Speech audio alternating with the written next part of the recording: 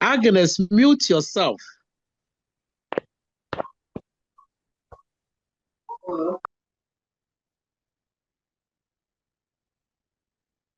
Okay. So, Flo, you have said something. Olivia, Quell, please. Yeah. Tell us what you heard about the description of the gynecoid pelvis.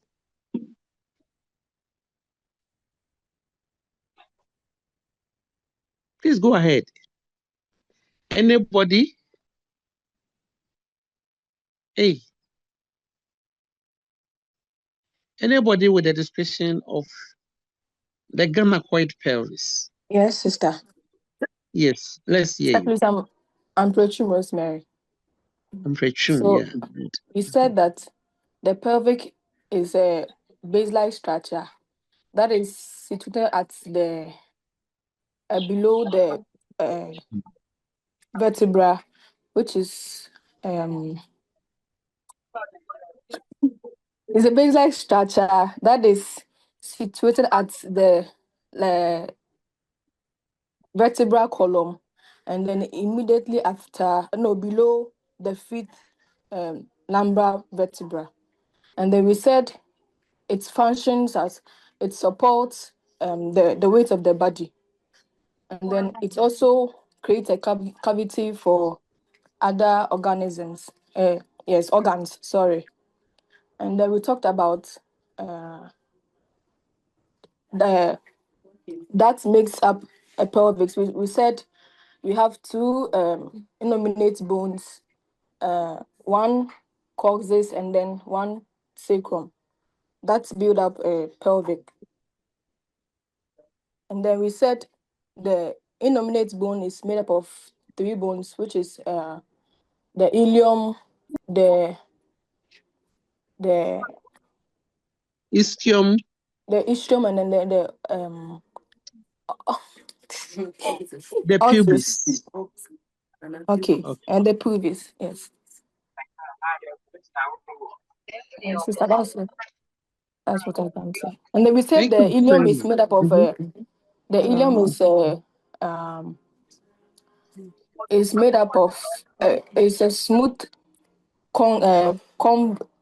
Sister, it's okay. Madam, please, I want to help. Help, go ahead and help. My name is Boabin Bennett. Okay.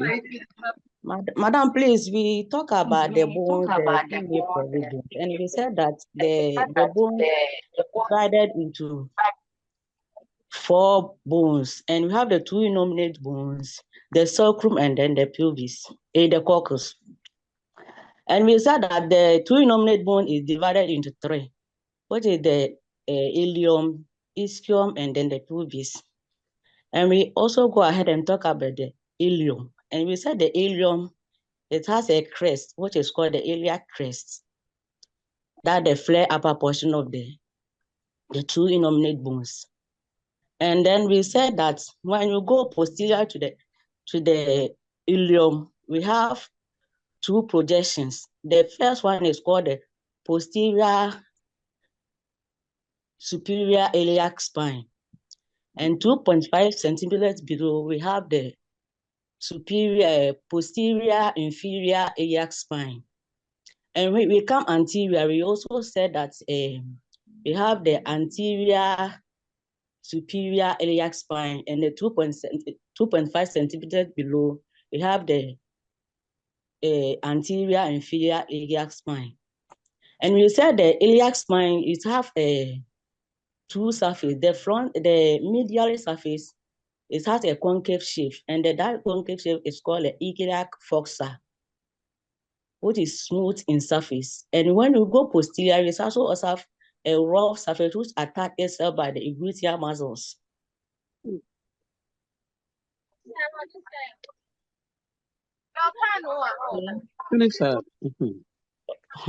Okay. Then the ilium, that's the ilium. Madam, that's what I can talk about the ileum. So You have someone supposed to come spoken and a join lot. me. You have done Sir, so please well. let me also talk about the ischium. Good. This is Francisca Nyatefeketa. Good. Go ahead. He said the ischium forms the lower two feet of the acetabulum, Mhm.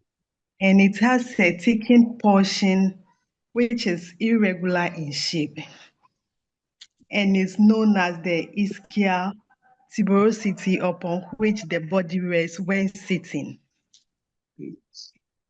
You also said the ischium has an inner spine known as the ischial spine, which plays two roles.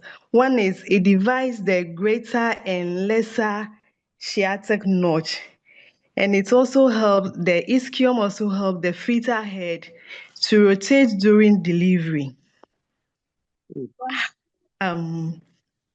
Please, that's all I can say about the ischium. Thank you very much. You have all done very well. So that it's only left with the ascending ischial rami and the descending pubic rami with the same structure at the opposite side. It forms the pubic arch. Very good. Okay, so now let me quickly talk about the pubis, which we didn't mention, I'm very sure. So we said the pubis forms the lower 1/5 of the acetabulum. And look at the way I stress some lower 1/5. It should speak to you. So it forms the lower 1/5 of the acetabulum. Remember we said the ileum forms the upper 2/5 of the acetabulum, while the ischium forms the lower 2/5 of the acetabulum. And then the pubis, the pubic bone forms the lower 1/5. So the whole thing is 5/5. Good. Now, the pubic bone, it consists of two flat bones that are joined together anteriorly by a part of cartilage known as the symphysis pubis. Its significance in midwifery is that the pubic bone actually forms the anterior wall of the pelvis. And it is shorter, measuring 4 centimeters in length. Whilst the posterior wall, whoever has started so early like this, me, when I'm teaching, I don't like this kind of disturbances. You divert people's attention, they can't concentrate. When it comes to examination, they are not able to perform just because of one person's disturbances. Please keep quiet.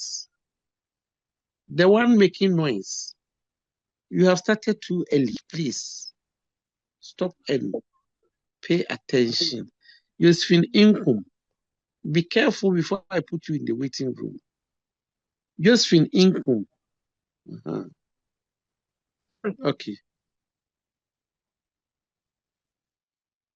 So I'm saying that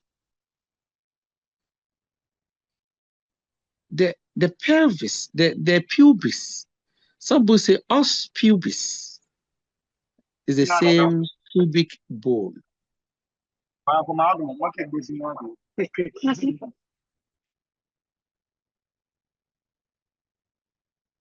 So yes, if that is what you want, I'll put you in the waiting room.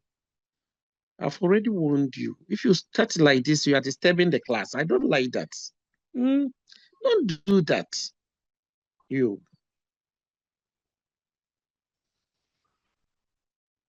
I've admitted you. Please don't disturb the class. Please. Okay, so I'm saying that the pubic bone, there are two flat bones that form the anterior wall of the pelvis. It is joined together. That is the flat bones. It is joined together by a part of cartilage known as the symphysis pubis. And I said the significance of this symphysis pubis is that most of the pelvic measurements are taken from there. Most of the pelvic measurements are taken from the symphysis pubis. For example, if you are to talk about the anterior-posterior diameter of the pelvic brim, the anterior-posterior diameter of the pelvic brim, it starts from the promontory of the sacrum, which I'm going to talk about right now, to a point behind the symphysis pubis, about 1.25 centimeters. I say from the promontory of the sacrum, straight line to the posterior wall of the symphysis pubis, about a distance about 1.25 centimeters to measure the anterior-posterior diameter of the pelvic brim. Please take note of that. Okay. So that is the pubis that I'm talking about. Let's see the parts of the pubic bone. We have already said that it is joined together by a part of cartilage known as symphysis pubis. Now, it has a superior pubic rami. It has a superior pubic rami. That superior pubic rami joins, or it connects the iliopectineal eminence. If you remember the iliopectineal eminence, when we were talking about the ilium, we mentioned it. So it joins it, and that is what we call the superior pubic rami. Then below the flat bone, below the pubic bone, there's another ridge of bone that descends. It goes down. And as it goes down, it joins the ascending ischial rami. Please, I'm taking it again. I'm saying that the pubic bone has its parts, and we have the superior pubic rami, which joins the what? What does it join? Iliopectineal eminence. Very good. Good. It tells me that you are paying attention. So the iliopectineal eminence. Then I said below that same flat bone, below it, there's another ridge of bone known as the descending pubic rami, which joins the ascending ischial rami. And with similar structure at the opposite side, the pubic arc is formed, and it inclines at an angle of 90 degrees. So now, its importance in midwifery is that when you conduct vaginal examination, you should be able to ascertain whether the pubic arc is inclining at an angle of 90 degrees. Other than that, I think I said this last week.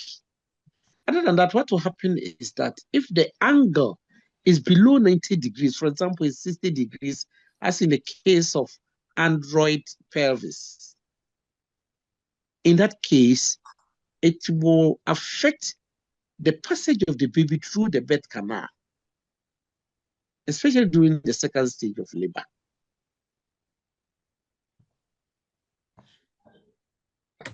Because the area that the baby is going to pass is constricted. There's contraction there. There's contracted pelvic outlet. Hence, the pubic arc is not inclining at 90 degrees. And if you're a midwife, you should be able to know. You should be able to know. We shall come to that, okay? So that is the pubis. We have superior pubic rami, we have ascending, descending pubic rami. Then we have a part of cartilage joining the two flat bones, which we say should incline at an angle of 90 degrees. Any question, please, before I move on to the sacrum and then the coccyx? Please, the part Yes, again. HAJIA. Yes, go ahead. Whoever is asking. Please, I wanted to be sure if the ascending pubic rami can be formed the superior pubic rami also. Yes. Oh, okay. Okay, Yes. so HAJIA, please, the part of the pubic, do you have only two? Like you said, super pubic rami and then the ascending. That's the only two that we have. No, I said superior. The superior pubic rami is there. Okay. The superior pubic rami joins the iliopectineal eminence. Okay. While the descending pubic rami joins the ascending ischial rami. Okay. And so similar structure at the opposite side, the pubic arch is formed. I hope it's clear. Yes, please. Now, with the formation of the superior pubic rami, the descending pubic rami, and the ascending ischial rami, the obturator foramen is formed. Please take note of this.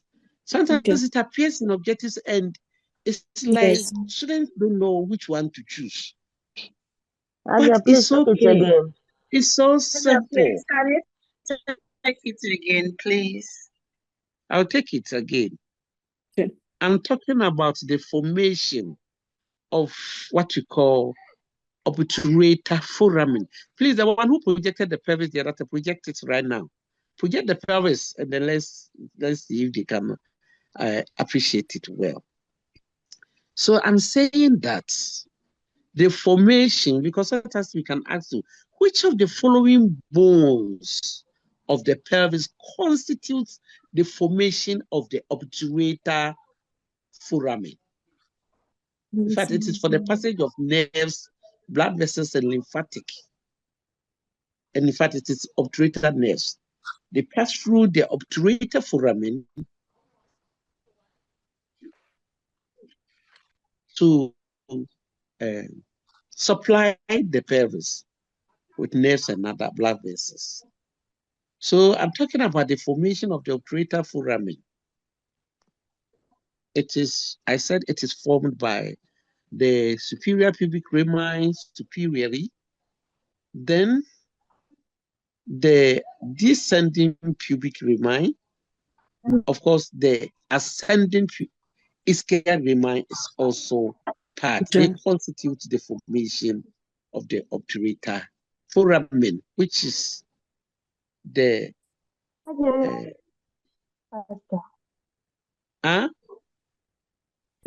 come again. Sister, please, we are a little confused here. Why?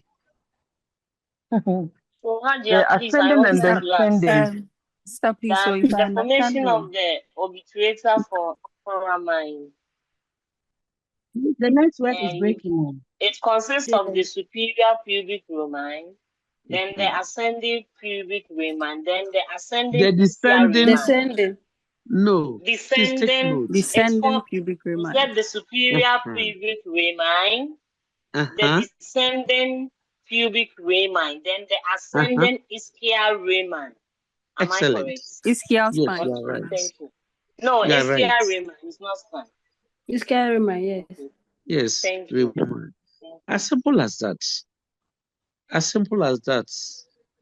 Erica, upon project the pelvis for me. I don't want to miss this thing. So you project the pelvis and then let's see if people understand it. But I think it's so clear.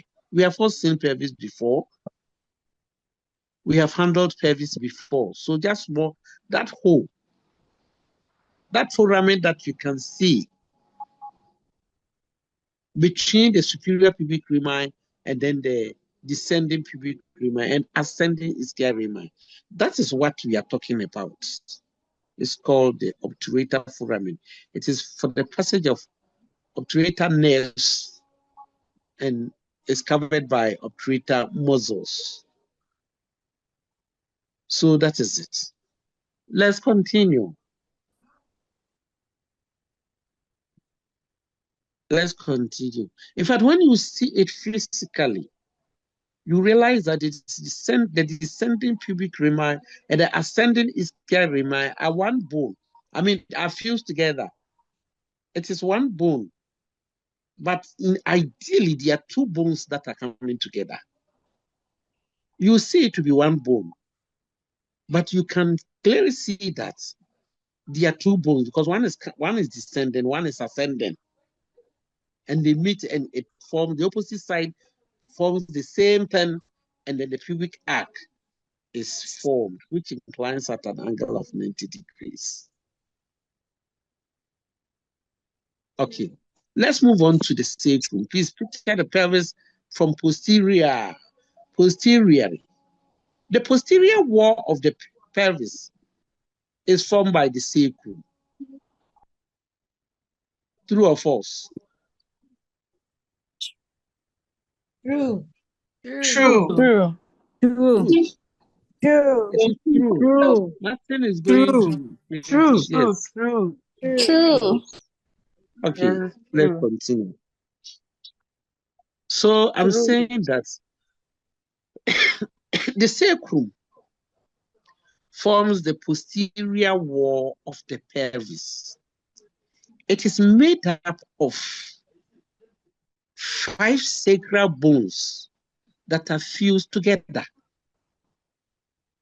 It is formed by 5 sacral bones that are fused together. It is shaped like a wedge, or simply you can say it is triangular in shape. It is triangular in shape. It's shaped like a triangle. And you know, every triangle has a base and it has an apex. Every triangle has a base and it has an apex. So with the sacrum being triangular in shape, the base points upwards and the apex points downwards. Are we together? Hello, ladies and gentlemen. Hi. Hi. We can see the picture too. Hi. Okay. Anja, please take it again. The sacrum. Yes. I said the sacrum is a triangular shaped structure or bone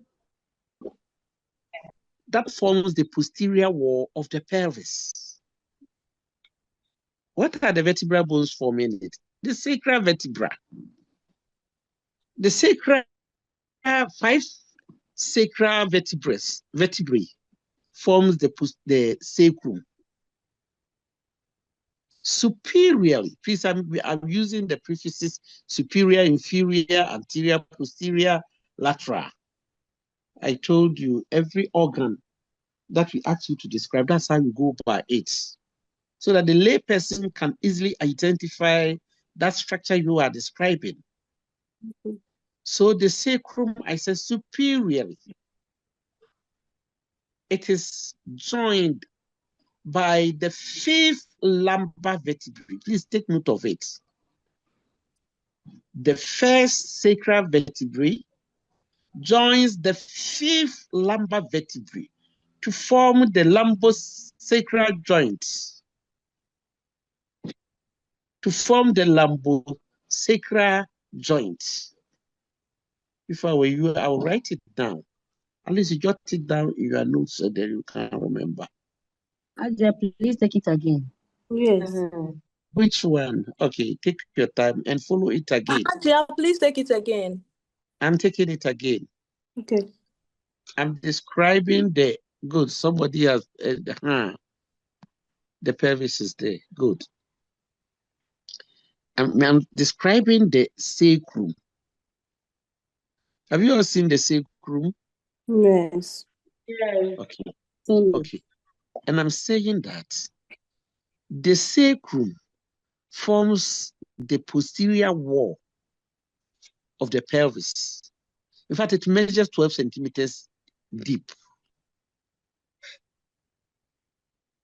It measures 12 centimeters in length. That is what I mean.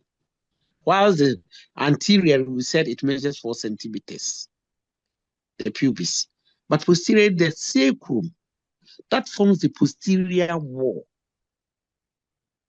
is formed by 5 sacral vertebrae. It is formed by 5 sacral vertebrae. So I'm talking about superior, inferior. I'm now going to talk about superior, inferior, anterior, and posterior. And each aspect that I mentioned, it has a special function that it performs. It has special function that it performs as far as midwifery is concerned. So let's hear. Superiorly, I said the first sacral vertebrae joins the 5th lumbar vertebrae, and you can see, you know, the lumbar. Sorry, you're cold to see. So, superiorly, I said the sacrum joins or articulates with the 5th lumbar vertebrae to form the lumbosacral joint. Now,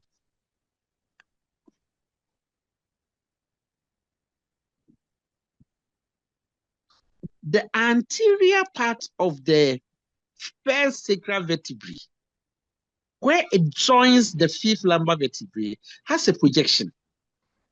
Please, I'm taking it again. I said the anterior aspect of the first sacral vertebrae, where it joins the 5th lumbar vertebrae, it projects inward. That portion has a projection. It projects inward, and it is known as the promontory of the sacrum. Promontory of the sacrum, or some books will say sacral promontory. Sacral promontory. Please, Aisha, take that one again. Which Aisha, one? please take it again. Please, who? Yes. The anterior aspect of the sacrum. She's coming. Okay. Okay, you. Come.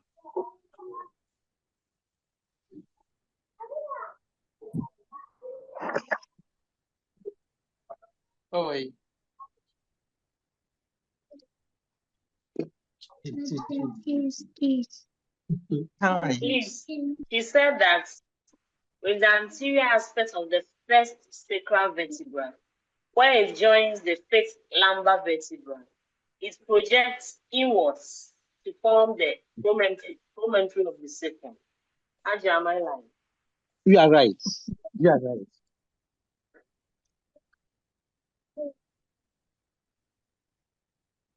Please, are you okay? Please go over again. The anterior aspect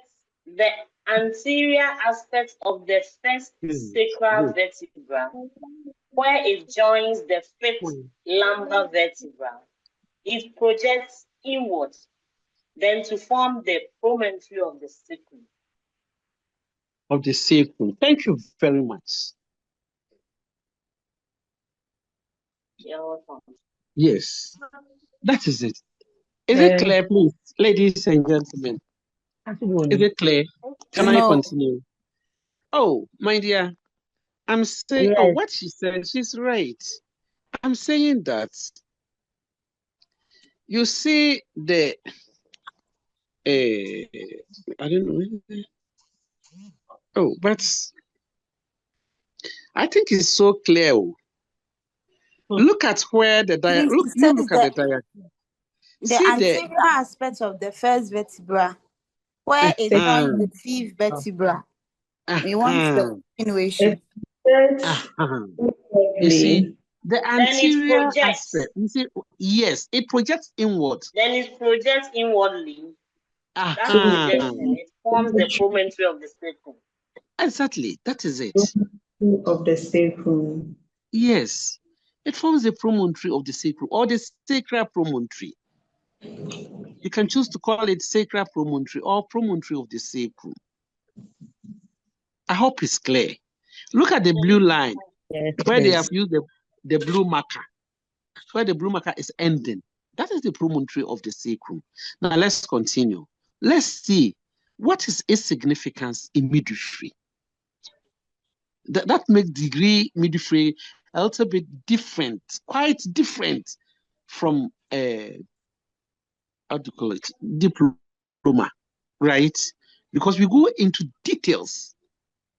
So I'm saying that, what is the significance? What is the importance of the promontory of the sacrum in midwifery? Yes, any idea? Anybody? Sister, please. Madam. I think that it projects more into the cavity of the pelvis. It obstructs labor. Okay. Okay, Ajia, I would also like to say that during labor, it projects outwards to increase the cavity of the pelvis to allow the passage of the fetus and its membranes. Actually, it doesn't. The promontory of the sacrum during labor does not move per se. Yes. But naturally, some people have their promontory of the sacrum being overprojected. Look, there are some women, when even she's walking, you can easily tell. Don't go about that in anybody or your colleagues. But I'm saying that there are some people, when they are walking, per the way that the buttocks is pushed backwards, the way that she has curved her, you can easily see that her promontory of the sacrum is actually projecting. So its significance in midwifery is that when it projects too inwardly, maybe naturally, when it projects too inwardly, it reduces the anterior posterior diameter of the brim. Somebody said it, but she said it reduces the diameter of the cavity. No. It's not the cavity. It's not the cavity. It is the brim, rather. If it projects too inwardly, it reduces the anterior posterior diameter of the brim, thereby impeding the descent of the fetal head. Thereby impeding or preventing the descent of the fetal head. Somebody said, can somebody type what for you? What do you want me to type? I'll type for you. What is it? What? Is it a promontory? Okay. So let's move on. So I'm saying that I'm going over. I'm saying that I'll take my time because some midwives don't know how to assess this promontory of the sacrum. So that every delivery, oh my goodness, you should be able to assess this promontory of the sacrum when you're conducting vaginal examination. So that on vaginal examination, there's a measurement. When we start pelvic measurement, I'll mention that, but I'm mentioning it bypass. When you conduct vaginal examination, every good midwife, you should be able to assess what you call diagonal conjugate. Please, if I were you, I'll write it somewhere. You should be able to assess diagonal conjugate. That will give you the measurement of the pelvic brim per vaginum. The diagonal conjugate is the only measurement of the pelvic brim that is measured per vaginum. Please take note of that. So that when you put your hand inside the vagina, you make an attempt after assessing the cervical dilatation. You make an attempt and they go under the cervix because the diagonal conjugate is the measurement from the promontory of the sacrum to the undersurface of the symphysis pubis. To the undersurface of the, so remember, the undersurface between your thumb and the index finger. That is your limit. That is where you can reach every vaginal examination. That is your limit. Your hand enters, and then outside there, it can only be under the pubic arc. Under the pubic arc. So from the distance from the promontory of the sacrum to the undersurface of the symphysis pubis, that is what you call diagonal conjugate. And it measures 12 to 13 centimeters. Can somebody write it down? Would you write it somewhere? You meet it somewhere and you can. I'm saying that I'm talking about the significance, the importance of this promontory of the sacrum. And I'm saying that its importance in midwifery is that in conducting vaginal examination, after you have done, we shall treat vaginal examination separately. But because I'm talking about the promontory of the sacrum, that's why I'm taking my time to explain what you call the diagonal conjugate. It is the measurement or a distance from the undersurface of the symphysis pubis to the promontory of the sacrum. At first, I said from the promontory of the sacrum to the undersurface of the pubic arc is the same thing. It is called diagonal conjugate. It measures 12 to 13 centimeters. Please take note. And that is why if you're a midwife, you have to measure your external diagonal conjugate by using your ruler on your fingers, so that you have your permanent measurement. Sorry. You have permanent measurement. Measure your fingers and know the length of your fingers. Using the middle finger. The middle finger, the ruler should be under your, between the pointing finger and then the thumb. Me personally, I have long fingers. So my external diagonal conjugate that I use to measure, I have 11.5 centimeters.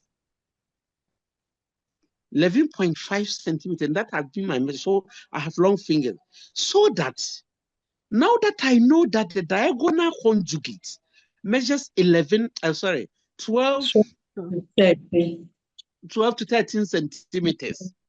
If I put my hand inside the vagina in an attempt to measure the diagonal conjugate, and without reaching anywhere, my hand meets the promontory of the sacrum, then in my reports, I will state that that woman, her promontory of the sacrum easily reached at 11.5, because that is the length of my fingers.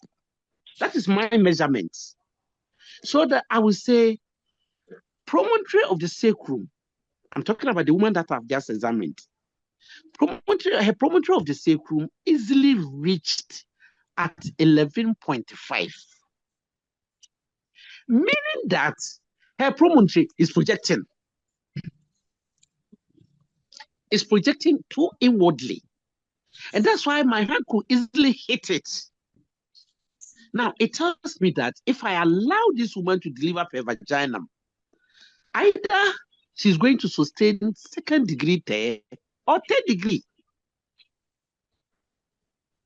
Yes. But if I attempt to reach the promontory of the sacrum, which I will teach you how to do it when we start labor. If I attempt to reach the promontory of the sacrum, but my hand at 11.5 couldn't reach. It couldn't reach her promontory of the sacrum. Then on withdrawal, I will say that promontory of the sacrum not reached at 11.5.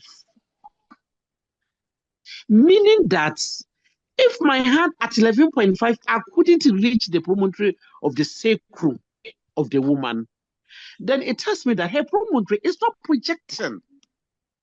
It means the anterior-posterior diameter of the pelvic brim is adequate. And so I should encourage vaginal delivery. You see, I've taken my time to, I haven't described the sacrum yet too, but I'm taking my time because of this promontory of the sacrum. Some midwives do vaginal examination, but they don't assess the diagonal conjugates. They don't. So the next moment, Mama Chem, She's chimming. She will push and push and push, and then you realize that she ends up with maternal distress. And some midwives will be beating the woman. I learned some of them, you slap their thighs. Then you shout them, Mommy, it is you. It is you. It is the fault of you, the midwife. You didn't do proper pelvic assessment. You are allowing her to push. Meanwhile, her property of the cycle is projecting. Well, yes, please, who is that? Hey, Brown.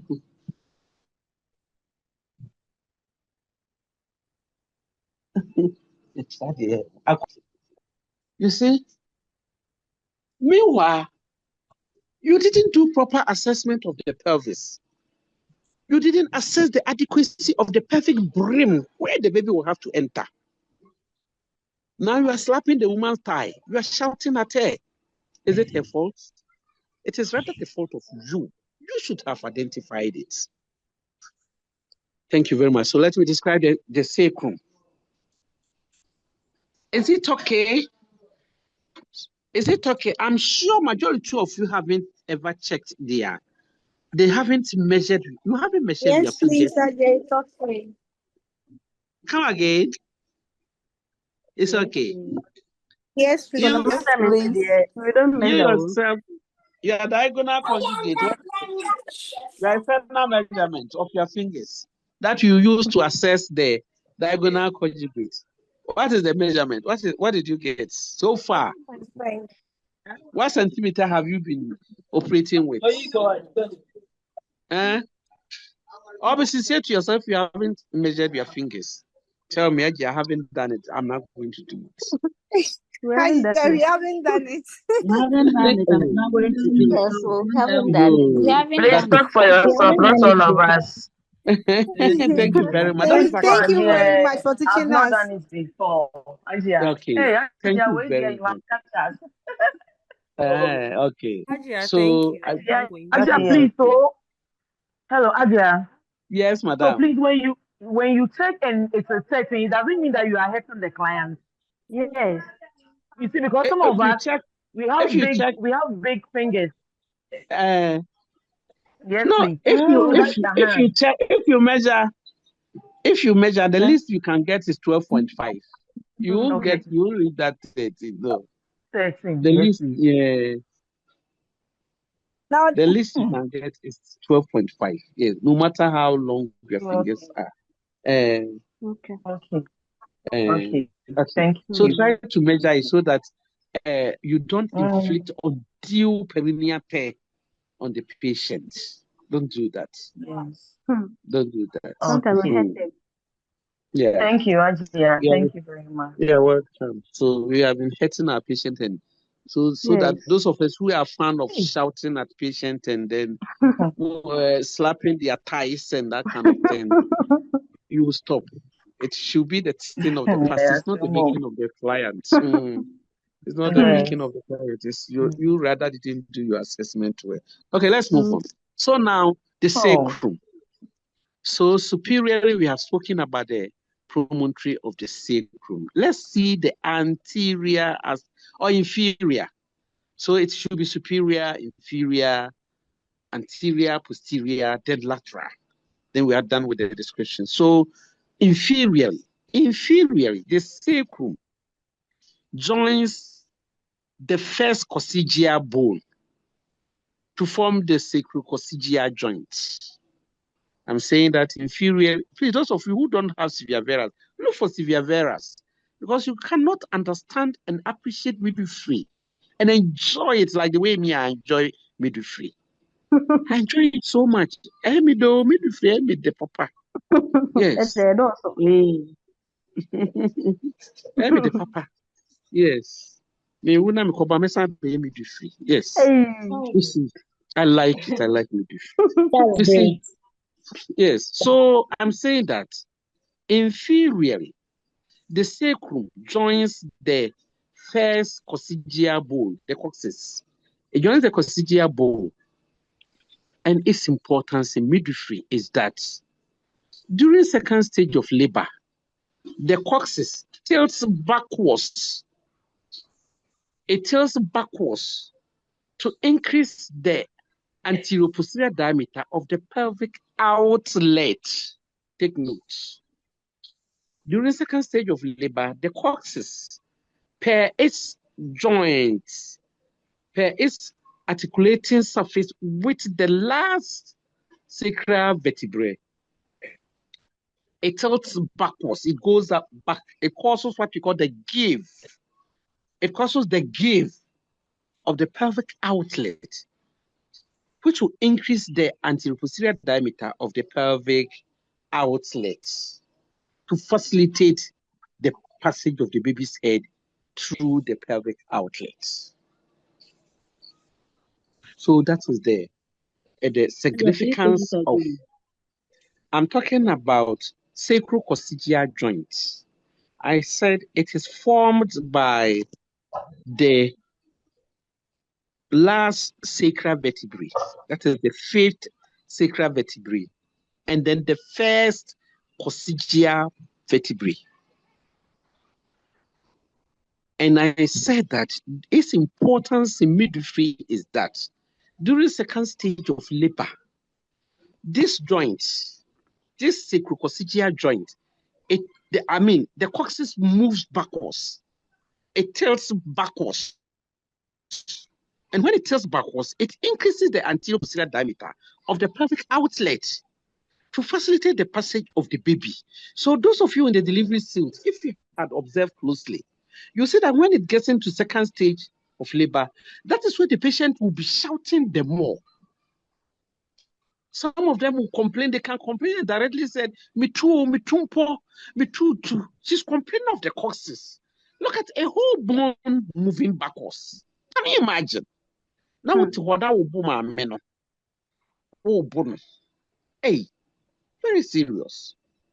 You're waiting for the day that the patient will send a midwife to court. Why? Because you slapped me when I was pushing. When I was in labor, you beat me. I learned some of them even have a kid in the delivery room. If you misbehave, please, if you are that type, stop it, because if you do that, God will not forgive you. A whole bone is moving backwards. A whole bone is tilting backwards. It causes pain. It will be painful. So if the woman is shouting, you have to talk to her. Talk to her. Madam, it shall be well.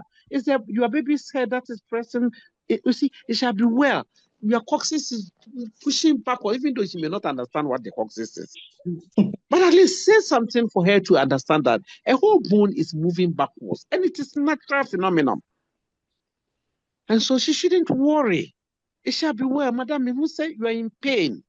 I bear the pain with you. You'll be fine when the baby comes out. That is how to talk to the clients. And not to shout at her or let alone slapping her thighs. May God forgive us if we have done that before. May God forgive us. Amen. Yeah. He'll forgive us. Amen. Probably you didn't know much. Amen. Okay. So that is the inferior aspect of the sacrum and the coccyx. Now let's talk about the anterior superior before we come to the lateral. Anterior, yes, dear. Okay. So please, my network was breaking. You said inferiorly, the sacrum joins the first coccygeal joint. The last. You said the. Please, whoever heard me, can you repeat it to her? Okay.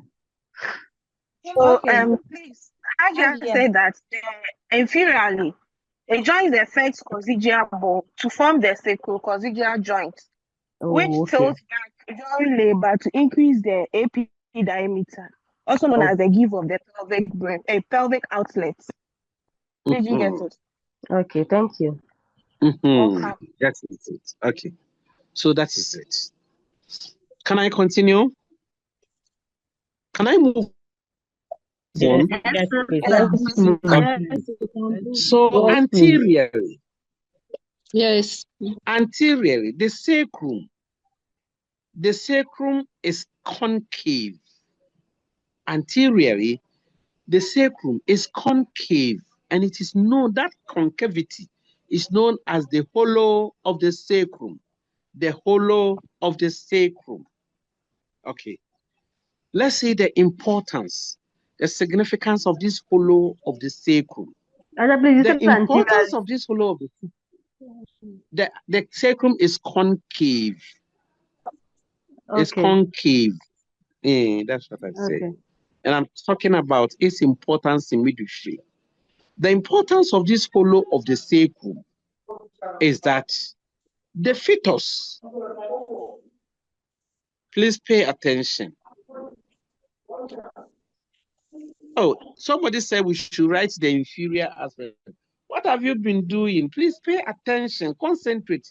Leave whatever you are doing. Let somebody else prepare the food for you. And then concentrate in the lecture hall. You are in the lecture hall. I need your attention.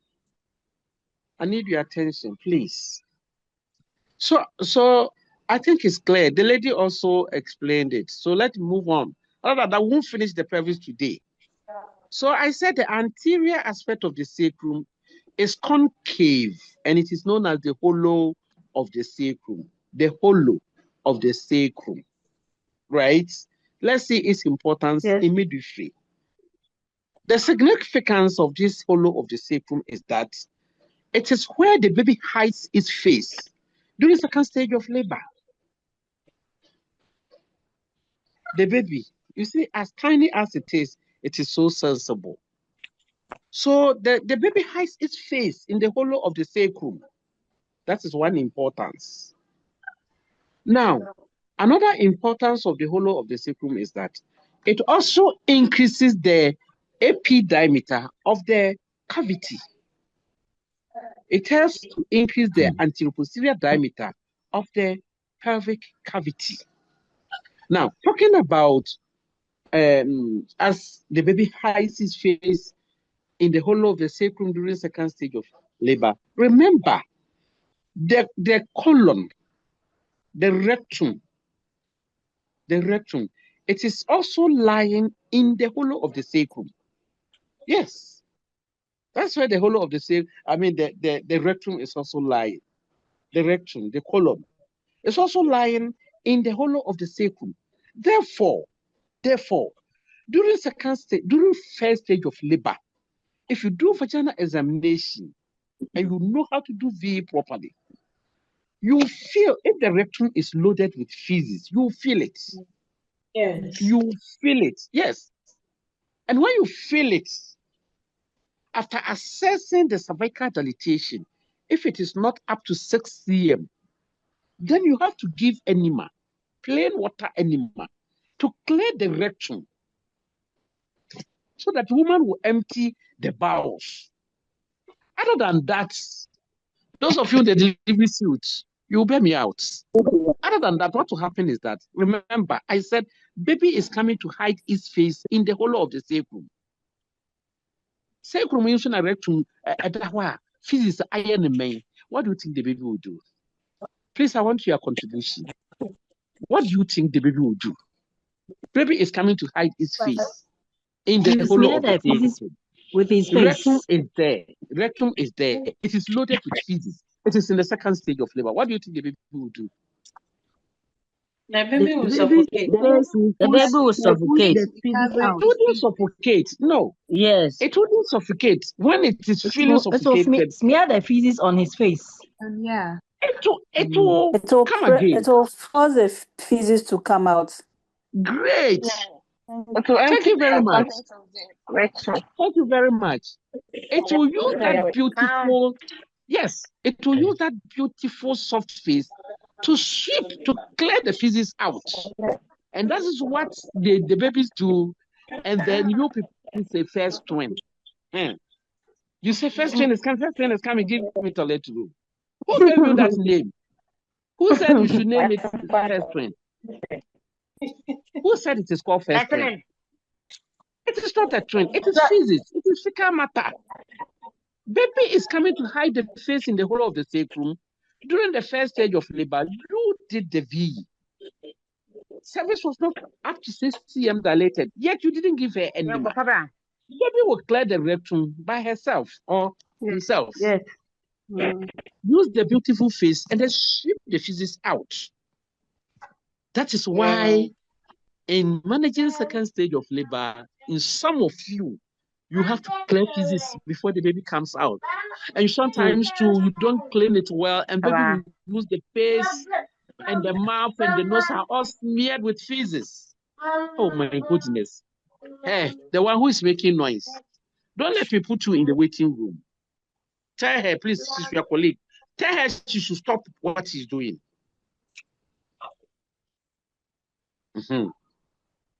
So I'm saying that never ever allow the mother to go into second stage of labor with a loaded rectum. Now that you know that the hollow of the sacrum is where baby is going to hide its face, and if it is loaded with feces per the rectum, baby will use the face to sweep. Sometimes you see, you bear me witness that sometimes fecal matter smears the baby's face. Oh, good God. You call yourself a midwife. What kind of midwifery are you practicing? What kind of midwifery are you practicing? To allow somebody's baby's face to sweep, to be smeared with feces. The third day, you see baby is having eye discharge. The baby's eyes is discharging. Passive discharge. All because you, the midwife, allow feces to be smeared on the baby's face. What kind of midwifery are you practicing? Meanwhile, you had every opportunity to have, empty the rectum for the woman by giving a simple enema. That's why when they pack the items during antenatal, we have to tell them they should add the bentoa there. Let them add the bob syringe to the item so that when she comes and the rectum is loaded, you can give enema before 6 cm to clear the distance. Other than that, sometimes you see baby comes out, you visit the baby, and then you see baby is having bruises. I don't know whether you have observed that. Baby is having bruises on the cheeks. Have you observed that? There are some abrasions or bruises on the baby's face. Yes. What do you think has caused that? It's the constipated stool that the mother was having. It's the constipated stool that progesterone caused. Progesterone caused relaxation of all plain muscle fibers, including the bowels. And so mother had constipation. And so that hard feces is what has rubbed the baby's face. Baby comes out and he's having bruises. Oh my goodness. What kind of midwifery are we practicing? Are we going to change? Yes. Are we going to change? Yes, Ajia, we are going to change. We are going to change. Yeah, we are going to change. In fact, Ajia, we have changed. Yeah, we are going to change. Thank you very much. Thank We you. have changed. Thank you very much. I like that. Change. So that all these things will be the thing of the past. So that your colleague who couldn't get the chance to come and do first degree, when you are changing, you are effecting changes in the delivery ward. You say, was it any day? Was what first degree any day? Who change it? Was it the enemy? Often I say free or crime. It's not today.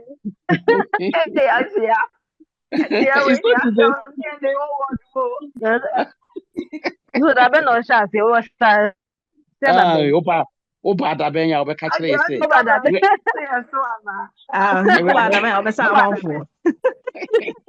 Kase let my load it man anima. E dey be me chona me nya kwai.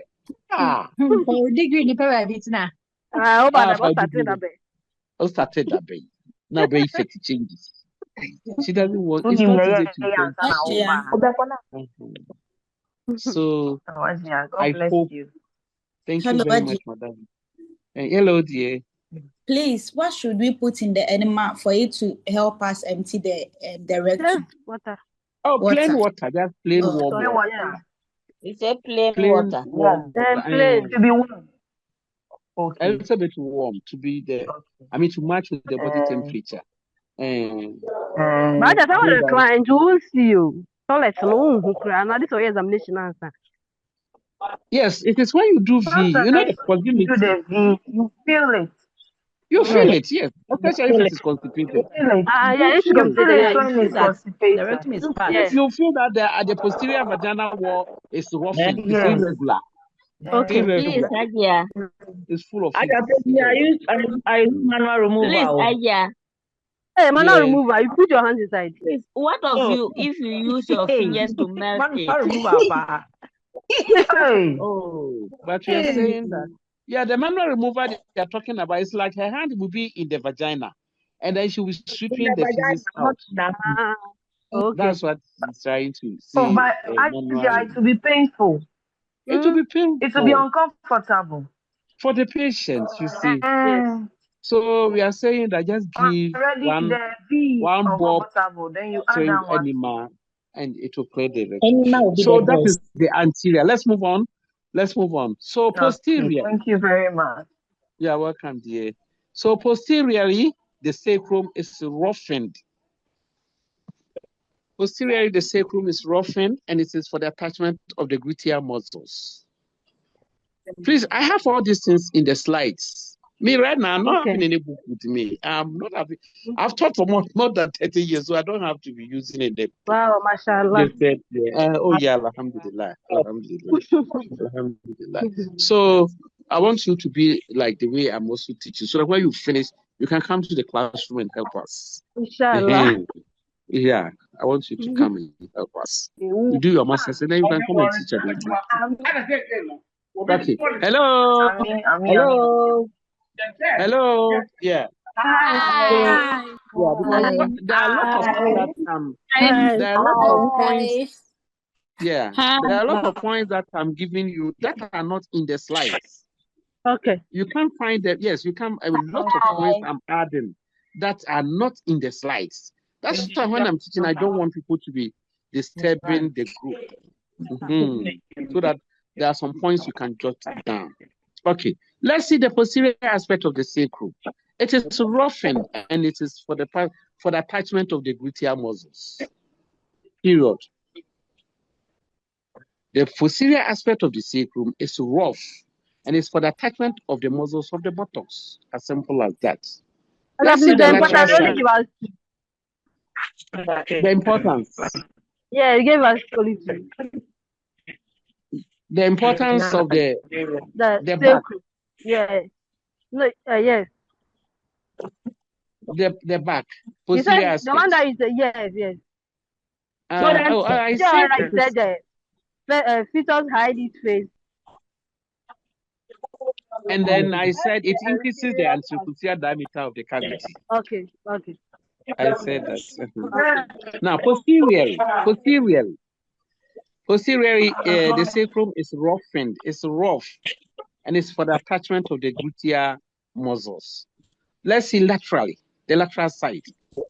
Laterally, the sacrum, the first sacral vertebrae, has a flattened area known as the ally of the sacrum. Laterally, the lateral wall of the sacrum, the first sacral vertebrae, has wings known as the ally of the sacrum. Plural is Allah of the sacrum. Singular is ally of the sacrum. The ally of the sacrum joins the ilium. It joins the medial aspect of the ilium to form the sacrum. Oh, I'm talking about the lateral side of the sacrum. And I'm saying the first sacral vertebrae laterally has something like a wing, butterfly. It is flat. Have you? You see? Please. look at the diagram. See the wing that I'm talking about. You see, it has stated there, wing, Allah of ilium. The Allah of, So the Allah of the sacrum is what I'm talking about. I said it joins the medial aspect. It joins the medial aspect of the ilium to form the sacroiliac joint, which is the strongest joint in the whole body. Please, if I were you, I'll jot it down somewhere. I'm saying that the sacrum has a wing. I'm taking it. I'm saying that the sacrum has a wing. It has a wing, flattened surface, which joins the medial aspect. It joins the medial aspect of the ilium to form a joint. And the name of that joint is sacroiliac joint. And it is the strongest, subhanallah. Hey.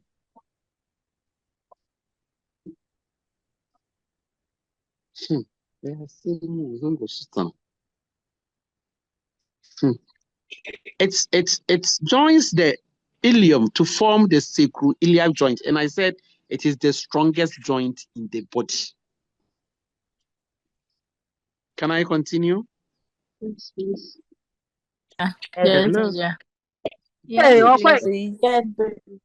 Yes, please. Yes, please. Yes, Okay. please. Okay. So now we know that the strongest joint in the body is the sacroiliac joint. Now, still on the ally of the sacrum. Still on the ally of the sacrum. Please, whoever is making noise, tell the person to keep quiet and mute herself. You.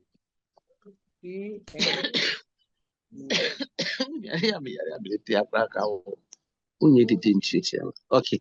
So Please, I'm saying that sister, can you close your video?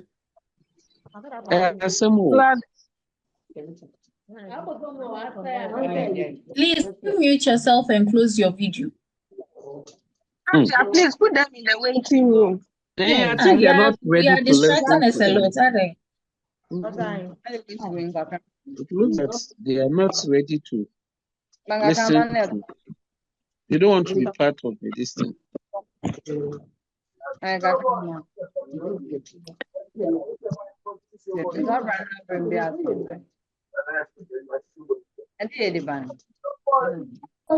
Hello, are we together? Yes. Yes, Can I please. continue? Yes, sister. Yes, please. Yes, please. Okay. So I'm saying that the ally of the sacrum, congenitally, some people are not having the ally of the sacrum, or one of the ally of the sacrum is missing. Congenitally, some women are like that. Congenitally, the woman is not having the true ally of the sacrum.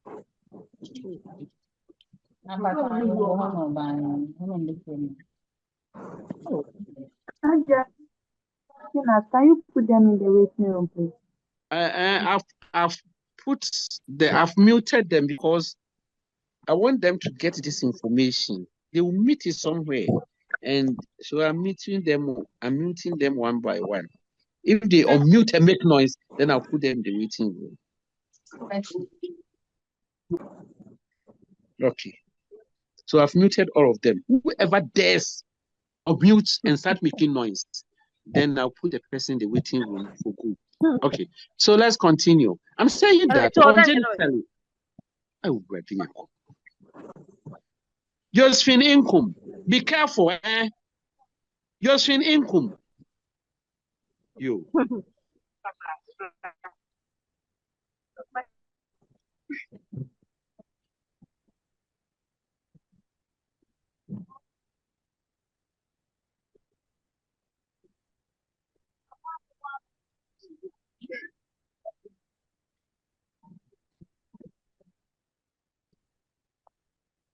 Okay, so I'm saying that Congenitally, some women are lacking one of the ali of the sacrum. And there's a name for that. We call that type of pelvis as Naegele's pelvis. Naegele's pelvis. Those who have one of the ali of the sacrum missing, and it can affect the descent of the fetal head.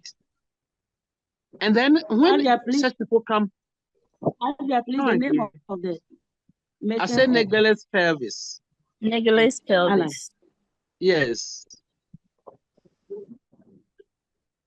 Some people will say Nageli. Naega. Naegele's pelvis is when one of the ali of the sacrum is missing. Now, sometimes in severe congenital malformation, you will get a woman with both ala missing. That one, that type of pelvis, we call it Robert's pelvis. That type of pelvis, we call it Robert's pelvis. Please take notes of the two. Please take note of the two. It again, please. Yes. Which one? I'm talking about when one of the ali of the sacrum is missing. We call it Naegele's pelvis. Naegele's pelvis. And I said some people pronounce it Nageli. Nageli's pelvis. Yeah. It's an obstetrician gynecologist. They saw that some women, especially those who are limping, during the ANC, somebody is coming, walking towards them, and she's having a waddling gait. And Nadia, please, you said something. Maybe I didn't hear. Woman with both ali of the sacrum and missing. That's called the Robert pelvis. Yes, that is what is called the Robert's pelvis. Yes. Okay. When students meet it in objectives, it's like they become confused. They don't know which is the Naegele's, which is the Robert's. Let's give you a clue so that you can remember. We are talking about Naegele's pelvis. We said it's one of the ali of the sacrum is missing. What will let you remember is, Naegele starts with N, right? Oh, the spelling again, please. Naegele's. Yes. Please, let her finish talking. Oh, okay. Oh, no, I didn't get it.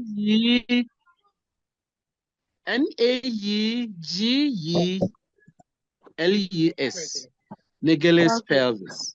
And I said, when both ali are missing, we call it Robert's pelvis. So I was trying to give you a clue as an adult learner, how you'll be able to remember and differentiate which one is the Naegele's, which one is the Robert's. And I said, there are certain things I said, it's not on the slide. You can't get it from any book, but then adult learners, we have to devise means for you to understand. So I'm saying that Naegele's, when you are spelling Naegele's, it starts with N. It has a letter N inside. And then quickly, once you see Naegele's, what comes into mind is one. When we are spelling one is O-N-E. So we have N here, we have N here, telling you that it is one ali that is missing. Now, when you come to Robert's pelvis, what will let you remember is that we are talking about two ali. So just say in your mind that, oh, Robert, he has been robbed. He has been robbed of both ali. Are you getting me? Hello? Yes, we are getting you. Yes, sister. Yes, So that the moment you mention Robert, good. The moment you mention Robert, it means two ali have been robbed off. So that is Robert's pelvis. You can remember. Sometimes you have to link it that way for you to remember. That's all. Can I continue? Yes, sister. Yes, please. Okay. So now, still at the lateral side of the sacrum, there are 4 pairs of foramina. There are 4 pairs. HAJIA, sorry. Still on the lateral side. HAJIA. Yes. Hello. Please, the Robert. What is the effect on labor? The Robert. The Robert pelvis. The effect. Please, you said with the necklace, it affects the descent of the head. So what about the Robert during labor? Oh, during labor, it affects engagement. In fact, it causes reduction in all the diameters of the pelvic brim. I'm telling you. It causes reduction in all the diameters, both transverse, anteroposterior, oblique, will all be affected. So that you wouldn't know. HAJIA, the person is prone to PS or what? Yes. With the Robert pelvis. Yes, with the Robert pelvis. Yes. So that when a woman is walking towards, that's why we said when they come to labor, the way she's walking or during the antenatal, she'll tell you, she'll speak to you, the midwife, that this woman, her pelvis may not be adequate enough. Look at her big abdomen and look at her waddling gait. We call it a waddling gait. Waddling. It has affected the way she walks. So that alone should tell you that no, I shouldn't try vaginal delivery. I shouldn't try vaginal delivery. And when you do proper pelvic assessment, you see that all her diameters, especially the brim, is reduced. It's reduced. So it will affect labor. So that you don't allow her to deliver per vaginum before she loses the baby. Okay, let's continue. So laterally, I'm saying that there are 4 pairs of foramini, 4 pairs of holes at the lateral side for the passage of the sacral nerves. For the passage of the sacral nerves. And then the posteriorly, there was something that we left out. Which one? You said on the lateral side, we have 4 pairs of foramina. And it's for the passage of the sacral nerves. Sacral nerves. Yes, that's what I said. It's for the passage of the sacral nerves. And I'm saying that posteriorly, you know, there's a hole. There's a hole that runs through the vertebral bones for the passage of the spinal cord. It is for the passage of the spinal cord. And that hole is called foramen magnum. That hole is called foramen magnum. Foramen magnum. It is for the passage of the spinal cord. And when the spinal cord goes down, the nerves branches to form a bunch of nerves. The spinal cord, as it passes through the vertebral column, gets at the level of 2nd and 3rd sacral vertebra. Please, the passage of the spinal cord, you say is foramen what? Magnum. Foramen. The spinal cord passed through the name of it. Yes, as I pass it through that hole, and that hole is called the foramen magnum. Please, I've given you the slides, so it's all there. It's in the Please, slide. can you ask your questions later so that she can continue? The distraction is too much. It's too much so that it won't finish. I know her to flow. Jot your questions later. You ask them. Yes. Oh my God, yes. Thank you very much. So I'm saying that the nerves and the spinal cord, it ends in a bunch of nerves known as the cauda equina. Cauda equina. CAUDAL. Cauda equina. It is in this cauda equina that anesthetists introduce spinal anesthesia to anesthetize the lower part of the body during cesarean section. I said it is in this cauda equina that anesthesia is introduced to anesthetize the lower part of the woman's body during spinal anesthesia in cesarean section. So that is its importance, its significance in midwifery. You see, when they are going to do CS, they ask the patient to bend and then they will introduce the spinal anesthesia. It is in the cauda equina that they are introducing the anesthesia. Ladies and gentlemen, that is all about the gynecoid pelvis. Any question? Any question, Ilias? Any question, Please, I Ilias? didn't get the. You didn't get what? You didn't get what? Hello? You said you didn't get. Oh, say it. I will repeat it. The what? Yes. Any question? Hello, Huh? Ajia. Yes, madam. Please, the latter part, the passage of the spinal cord, please, can you come again for me, please? Oh, I said the foramen magnum is the hole through which the spinal cord passes. And I said that the spinal nerves, normally it ends at between the second and the third sacral vertebrae.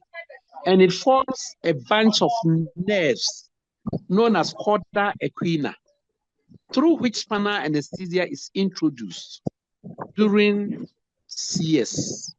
This information is not on the slide that I've given you. Okay. So, Esther Tenkran, how may I help you? I can see your hand up. Esther Tenkran, your hand is up. How may I help you? Perpetua, your hand is up. Other than that, if you don't have any question, put your hand down. Please, this Esther. Please, Yes. can you help me? You see, when you interview, there is fecal matter in the rectum. When there's fecal matter in the rectum, I said conduct vaginal examination to see if the cervix has not dilated up to 6 cm. Then you give enema to clear the rectum. Because if cervix has dilated up to 6 cm and you give enema. Oh, please, who is disturbing us? I don't know. Please, if you talk, we can't hear what sister is saying. We beg you.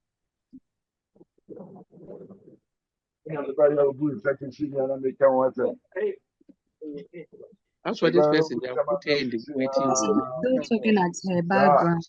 I think is he the Zoom user? Zoom user. A Zoom user. Yeah, I think I have to put her in the waiting room because she's not ready to mute herself. Let me put her in the waiting room. Now she's quiet. You should remain there. Okay. Okay. People's hands are up. What are your questions? Perpetua. Yes. Mabon and Kara. Concerning Yes. the foramen magnum, I'm a bit confused because I remember I think with the fetal skull there is a part like that. So I want to ask if it's the same thing.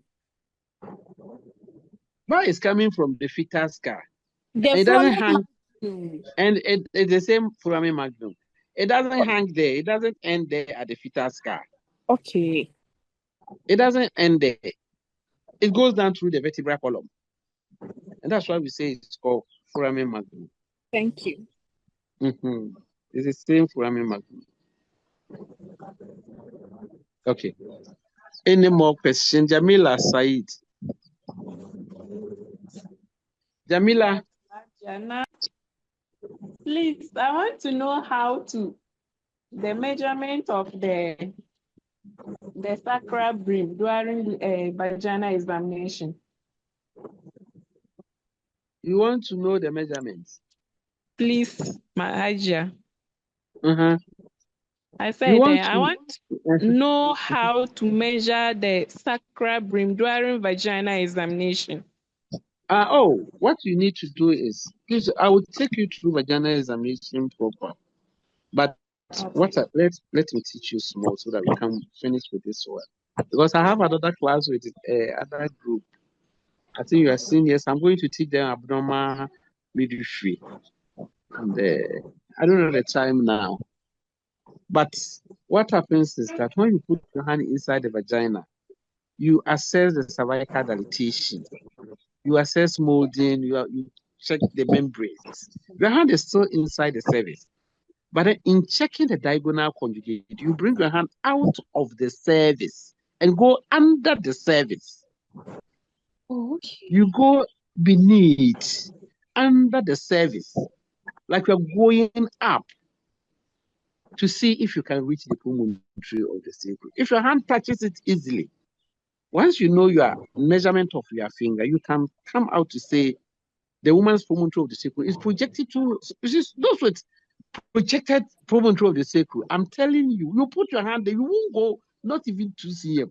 Then you are meeting the promontory of the sacrum. Don't encourage vaginal delivery.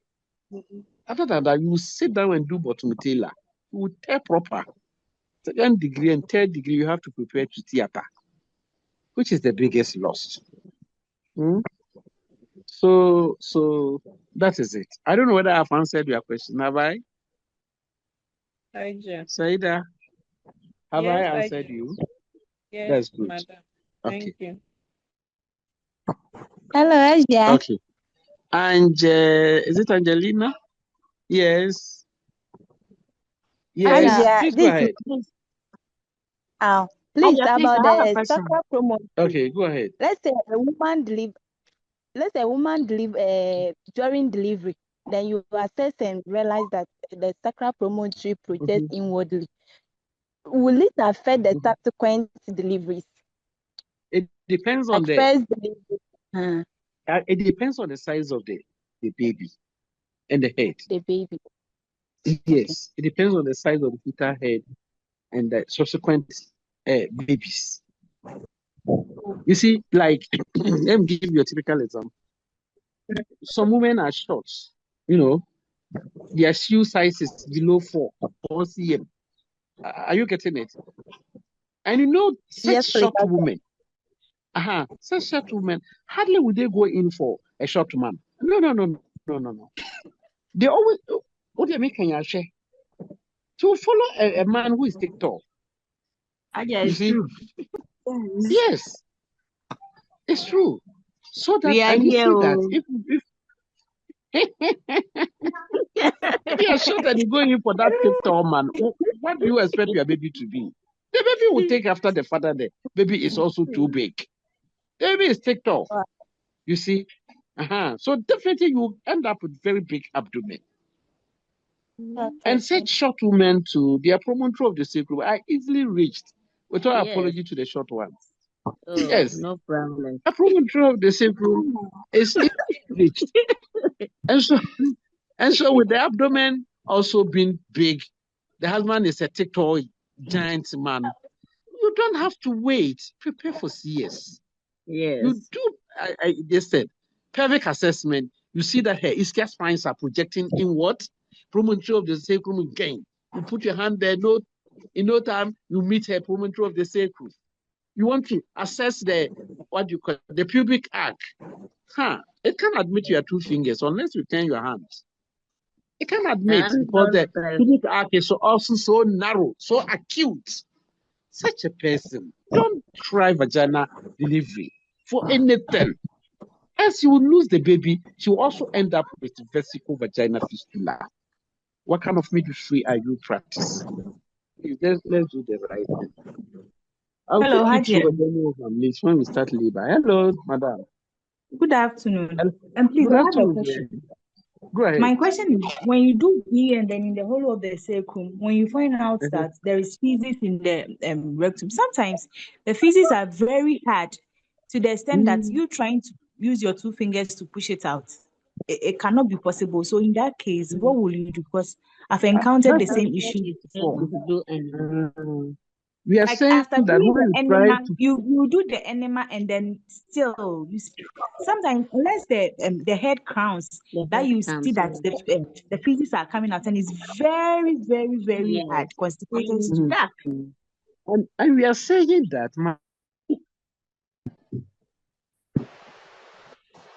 madam, that is why we are saying that. It was so hard. It was there. At that time, patient might not have dilated 6 cm. Then we said, Adata, give warm enema. Enema saponis. That's the name, the full name. Enema saponis. Give her enema saponis to clear that feces. Because once you introduce the ventura and then the warm water, definitely it will soften the feces. It will detach the feces, the hard feces from the rectum. And then you ask the woman, go and poo-poo in the WC. She go and empty the rectum so that you see the next 4 hours that you're going to do the VE, that physics is not there. Okay. Other than that, baby will use that phase. Baby comes out after delivery with that hard physics in the rectum. Though the physics will come out, baby will end up with bruises. Haven't you seen a baby with abrasion on the face? Yeah. Yes, I And have. how come? Yes. Okay. You'll be Yes, wondering. Yes. You'll be wondering, how can that these babies' faces having bruises like that? It's constipated stool from the mother that you the midwife allowed the baby to sleep out with its face. That is what has caused the bruises. Okay. I hope so. Okay, I like thank to you. promise you said you change. So I'm sure I'm waiting for that change. Change for me, change, Okay. so that we all enjoy midwifery together. Okay. Okay. Okay, So Adia. let me quickly tell you the types of pelvis that was discovered by CODeL and Molloy. Please write it down. The types of pelvis was discovered by CODeL and Molloy. CODeL is spelled CALDWEL.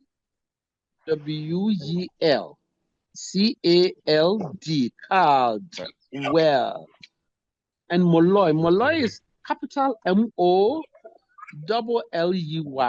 That is CODeL and Molloy. They saw that though some women are walking about beautifully with good shape and that, yet they are having abnormal pelvis.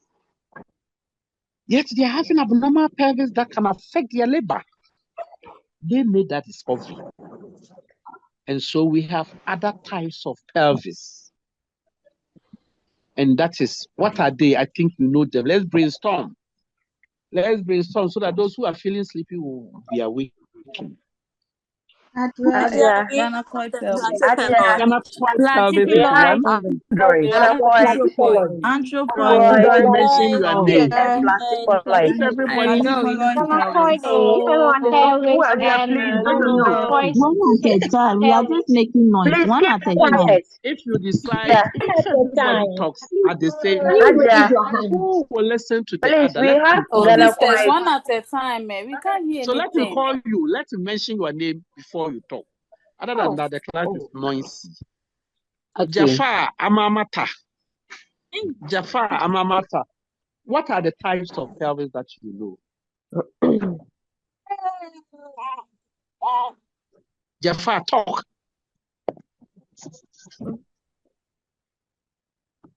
Okay, Eliasu. Eliasu mentioned the types of pelvis. But Jafar, your hand is up. I'm calling you. Unmute yourself and talk. Huh? Okay, Eliasu. Yes. Huh? What? What? Android. Gynecoid pelvis. Let me take it and then let's go, because the way you are responding, I'm not comfortable with it. Oh, Adia, my hand is up. Okay, Belinda, go ahead. Belinda, mention the types of pelvis. Gynecoid pelvis. Mm-hmm. You hear me? It says you have the gynecoid pelvis and the android pelvis, the platypeloid pelvis. And then anthropoid. And Thank you very much. Thank you very much. Anthropoid, yes. So these are the classifications of pelvis that was discovered by CODeL and Molloy. So we have the gynecoid pelvis, and the gynecoid pelvis is the normal, typical female pelvis. It is the normal, typical female pelvis. Then we have in fact, with the gynecoid pelvis, the brim is almost round, except where the promontory of the sacrum projects inwards. So that's the gynecoid pelvis. Then we have the anthropoid. The anthropoid pelvis, the brim is shaped like an ape. You know ape, the chimpanzee. And it is normally seen in women who are TikTok.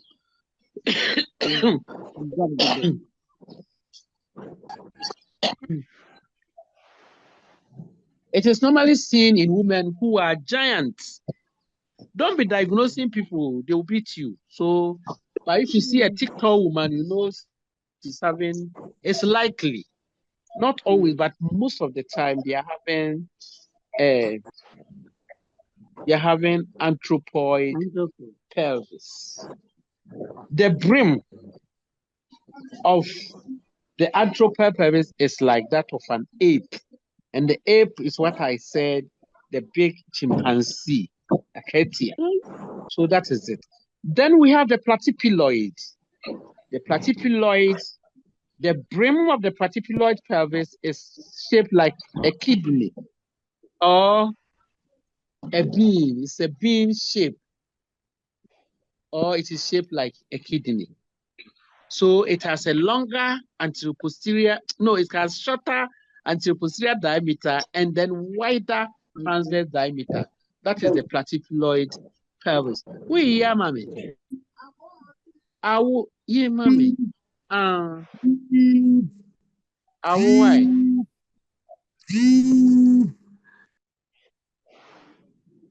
Text in your media.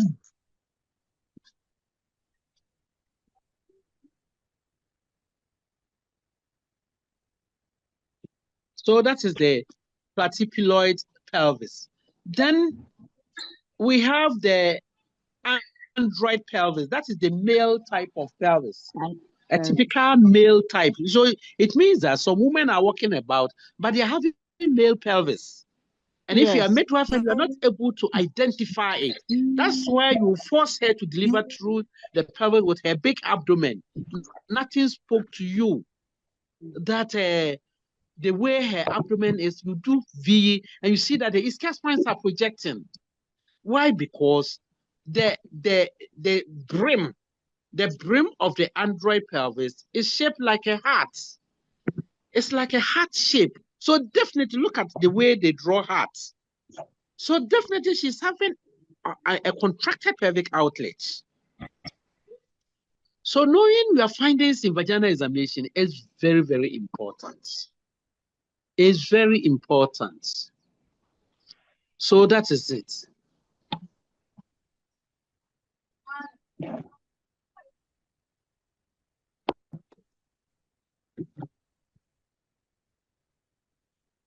Hello, Aja. Hello, dear. Aja, good evening. Hello. Good evening, Aja. sister. Yes, Aja, sister. please. I wanted to ask about the this thing, Robert's pelvis. You said there are those who has missing Allah. Those the that two has allies are missing. Two missing yes, Allah. Are not there. yes, please. I wanted to ask, what can you see in physical assessments of a I woman's? said it. I said they have waddling gait. When the woman is walking towards you, it has to be detected during antenatal or when she's coming to labor. It has affected her gait. We call it gait.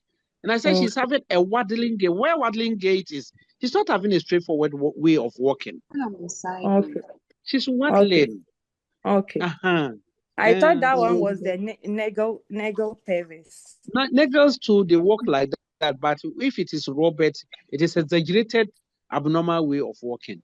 Okay. Thank you so much. Okay, thank you. Now I'm for Aja, please say good evening. Hello, sister. Aja. Hello. Please, are there always like these kinds of pelvis, that's the Nagels and then the Roberts? Do they get it as always congenital, or sometimes accidents do happen for it to happen? Oh, accident will not remove your destiny. Congenitally, it is like that. Accident well, but will accident take off a whole pelvis? I mean, ally of the pelvis out, and where will it go? Fracture. Something like that. And maybe fractured pelvis. That one is also different. That one is also different. So I'm still on the types of evening. pelvis. Good evening, madam. Let me quickly finish with the types of pelvis. So I said that with the types of pelvis, I will answer you, but let me finish before it escapes me. So I also mentioned that there's a type of pelvis that we call gestominor pelvis. Gestominor pelvis. Okay. It is a typical gynecoid pelvis, except that all the diameters are reduced. Please take note of that. I'm still talking about just gestominor pelvis. I say it is a typical gynecoid pelvis, all right. But all the diameters, that is transverse, AP diameter, oblique diameter, are all reduced. And it is normally seen in women who are petite, who are smallish. The very smallish woman, they have the gestominor pelvis. You see, when we were in the hostel, if you remember, those of you who are, I'm not abusing any structure, but I'm saying that sometimes in the hostel, if somebody is very smallish, you are not familiar with the person, but then you get to the hostel and then you see some slippers, very small slippers. Sometimes you wonder who wears it. So the first thing that you say is, na kwalabe na beja ni mpaboa wa hey. Sometimes don't we ask? Yes. Yes, that's true. And we do ask. Yes. Yes, even in the ward. Yes, it's not for Akwada. It's a grown-up woman. You see, but because of her stature, that is how God has made her. Then you realize that her pelvis is likely to be that of gestominor pelvis. Now, there's still another type of pelvis we call rachitic flat pelvis. Rachitic. Yes. Sister, can you repeat that? Gestominor. Sister. I didn't say genital. I said gestominor. Gestominor. Gestominor. Gestominor, sister. So the gestominor. Okay, Hello, the sister. gestominor pelvis, I said it is normally seen in women who are short. And I said it is a typical gynecoid pelvis with all the diameters reduced. It is reduced from anterior, posterior, transverse, and oblique diameter of the brim, the cavity, and then the outlet are all reduced. Though it is a gynecoid pelvis, all right, but diameters are reduced. And that is what we call gestominor pelvis. Is it okay? Yes, please. Thank you. Have I answered your question? Yes, please. Thank yes, you. Please, I want you to spell the carotid for us. The molar and the carotid. The molar and the carotid. CODeL and molloy. CODeL. It is spelled CALDWEL. CODeL. Okay, CODeL. And the molloy is MO, capital MOLLEY. Okay, thank you. Molloy. Molloy and CODeL. CODeL and molloy. Okay, so that is it. Ladies, I think it's time. What is the time now? Yes, 7 sister. minutes left. Are these pelvis all under the molloy and CODeL, the 6 pelvis that we had? They discovered the four types of pelvis. Yeah. So the 4 types of pelvis were discovered by CODeL and molloy. CODeL and molloy. HAJIA and molloy.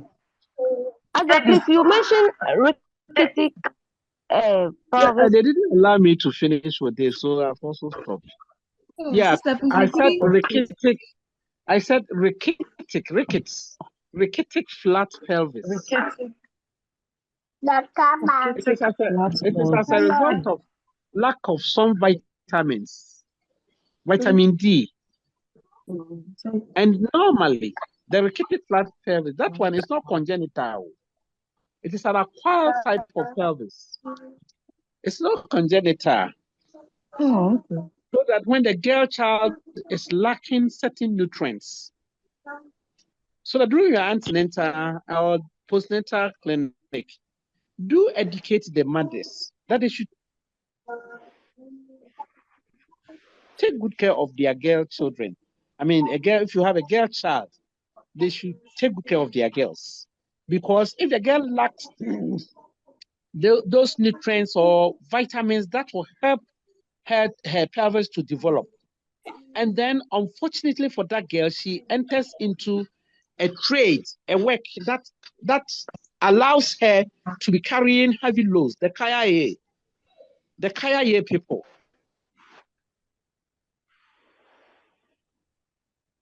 They will end up having this kind of rickety flat pelvis because of the carrying of heavy loads.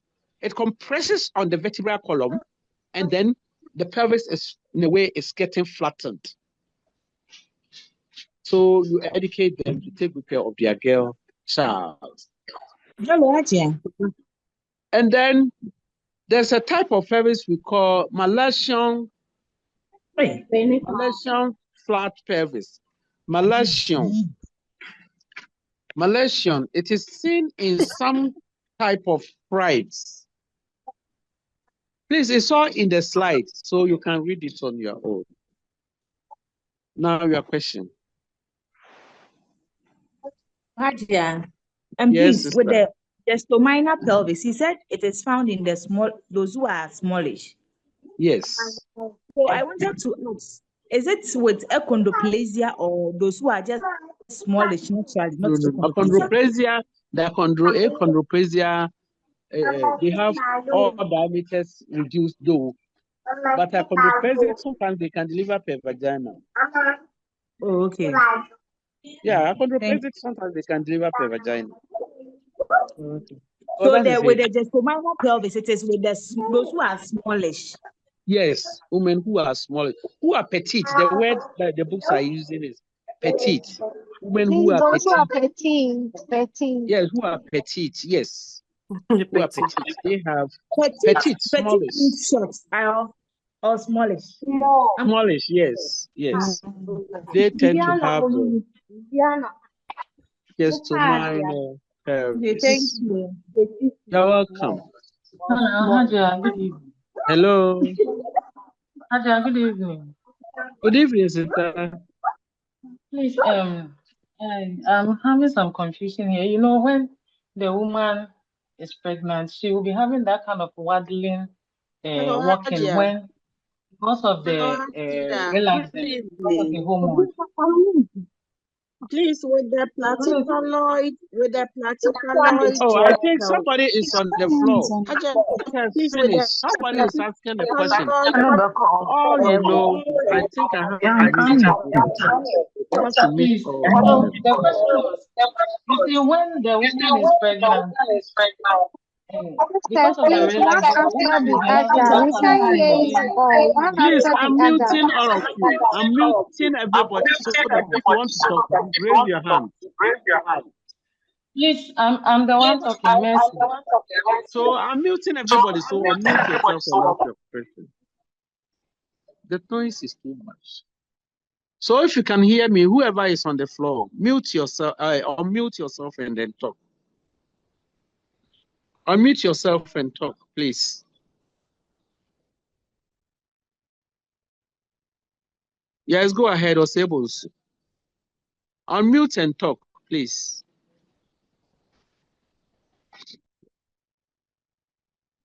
Hello?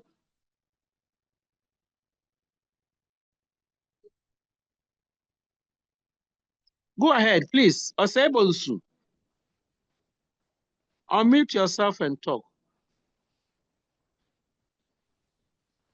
Okay, HAJIA, please, I was saying that when a woman is pregnant, you see, because of the hormone relaxing, the woman will be having that kind of waddling walking. So I wanted to ask, in comparison with the Robert and the Nagel pelvis, that kind of waddling, should we detect it when the woman is not pregnant with the waddling, or we should detect it when the woman pregnant? When the woman, because of congenital malformation, even when she's not pregnant, that's how she walks. She's having a waddling gait all along. And so when she becomes pregnant and the hormone relaxes the pelvic joints and ligaments, getting to the 36th week of pregnancy, then it even worsens. It becomes worse. Okay? So if she's not pregnant, because the malformation is there, she will still be having a waddling gait. I hope you understand me. Is it okay? Osebonsu. Okay.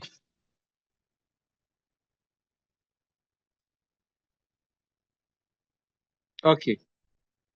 Yes. Amida.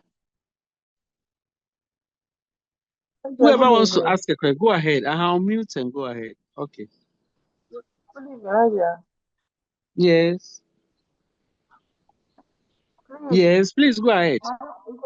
Yeah, I want to bring a contribution to Okay, go ahead. my community concerning